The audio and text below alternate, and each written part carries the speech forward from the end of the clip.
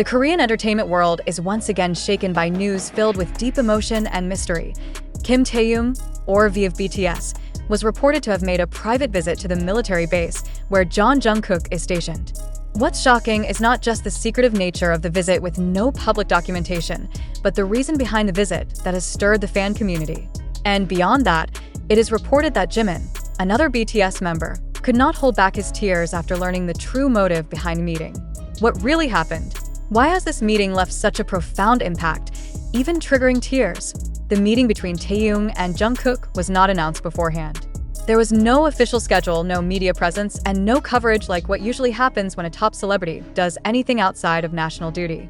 Yet, this information emerged and quickly spread across online communities such as Weverse and Pan, mentioning that the visit took place just one day before Jungkook completed his military service.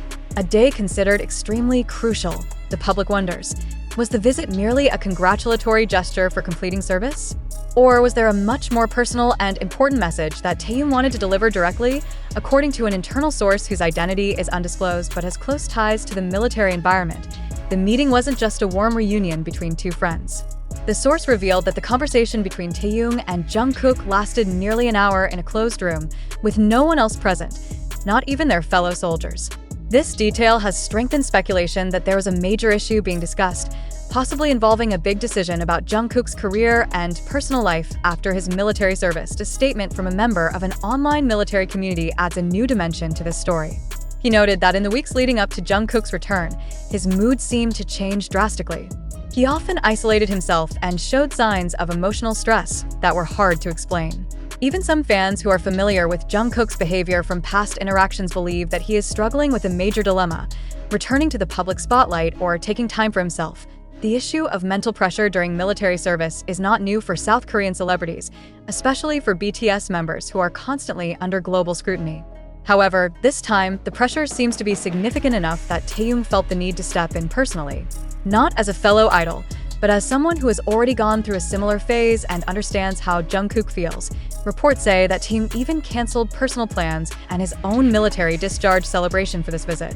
No social media posts, no public activity, just one focus: to meet Jungkook in his emotionally fragile and burdened state. What touches the public even more is Jimin's reaction.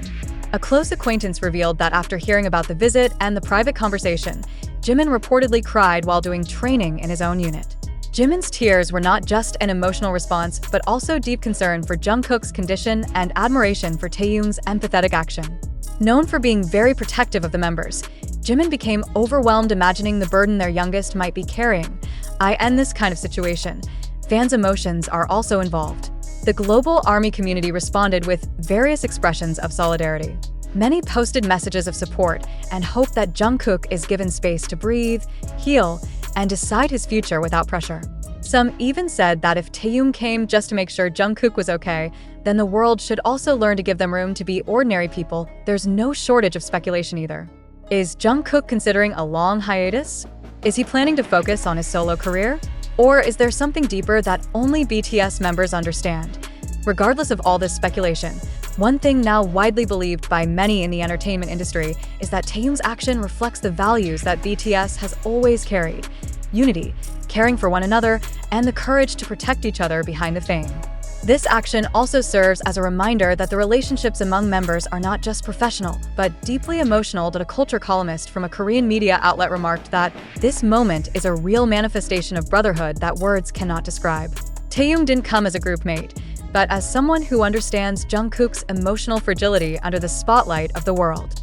Now, all eyes are on Jungkook's next move. Will he return to the stage and entertainment industry as before? Or will he choose a different path for his own well-being? Or perhaps there will be a new surprise no one ever imagined? One thing is certain: this emotional meeting has left a lasting impression, not just for fans, but for anyone who has followed BTS's journey as a global phenomenon and as humans with genuine emotions. Amid all the pressure, expectations, and demands from the outside world, the secret meeting between Taehyung and Jungkook showed the most honest side of a celebrity's life. It's not about glamour or fame, but about caring and the courage to show up when needed. And perhaps that is the purest form of love a friend can show. However, behind this seemingly touching and emotionally moving story, some fundamental questions arise that we can't ignore. Did the entire series of events really happen as reported? Or is this a constructed narrative designed to stir emotions and grab public attention? We must realize that in today's digital age, the flow of information moves incredibly fast. In a matter of seconds, a video, tweet, or post can reach millions. Social media like TikTok, YouTube, and Twitter have immense power to shape public opinion, even before the truth of an event is fully verified. So, the question is, are we as consumers of information being critical enough in responding to stories like this? We must dare to ask uncomfortable but crucial questions to protect the integrity of our thinking. For example, what's the motivation behind spreading this information? If the reported event is not backed by concrete evidence, are we falling victim to a narrative built to manipulate public emotion? Isn't it possible that this story is just part of an effort to enhance the image of a public figure through a moving and dramatic tale? It's true that many people feel touched, even tearful, when witnessing or reading about an emotional moment between a celebrity and their family.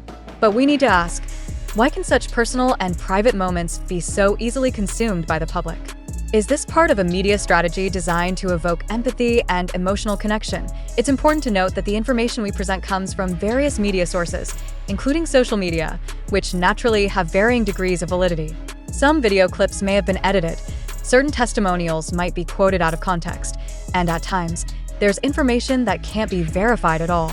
That's where we, as readers and viewers, play an important role, to not immediately believe everything we see and hear. We also must ask, has there been confirmation from official parties, such as the artist's agency or the relevant military institution? If not, how likely is it that this is just the result of public speculation amplified by the media to chase engagement metrics? Or even more, is the media playing a role in creating a reality that doesn't fully align with facts on the ground? Let's pause and reflect. If this event really happened, that an artist in the middle of mandatory military duty received an emotional visit from a family member during training, there would surely be strict procedures to follow. Could such an event slip past the military security and protocol system without official documentation? If there is official documentation, why hasn't there been any statement or clarification from the relevant authorities? We must ask deeper questions. Are people now more comfortable with emotionally pleasing narratives than with factual truths that may not be as beautiful? Do we prefer tear-jerking, sympathetic stories, even if they're based on unverified collective imagination? Skepticism is not cynicism or outright rejection of information. On the contrary, it's part of our intellectual responsibility to ensure every piece of information we receive goes through proper verification. We must always ask, who benefits from the spread of this information? What's the impact on public perception? Is there a potential manipulation behind the narrative? Let's also consider that today's entertainment and media industries rely heavily on emotional appeal and audience engagement. With increasing competition, bombastic and dramatic narratives are more likely to attract attention than neutral, factual reports. So it's reasonable to be suspicious. Is this information part of a media agenda to boost the visibility of certain figures or maintain the relevance of an artist during a hiatus caused by military duty? We invite all of you, our dear readers and viewers, to not just be passive consumers of this fast-flowing information. Be active participants in building a culture of critical thinking. Ask yourself, did this really happen? What evidence supports the truth of this information? Is this narrative too good to be true? Who is speaking? And in what context was the statement made? Why is this narrative emerging now? And what effect does it have on public perception? When responding to any news, it's important to stay fair, open-minded, yet cautious.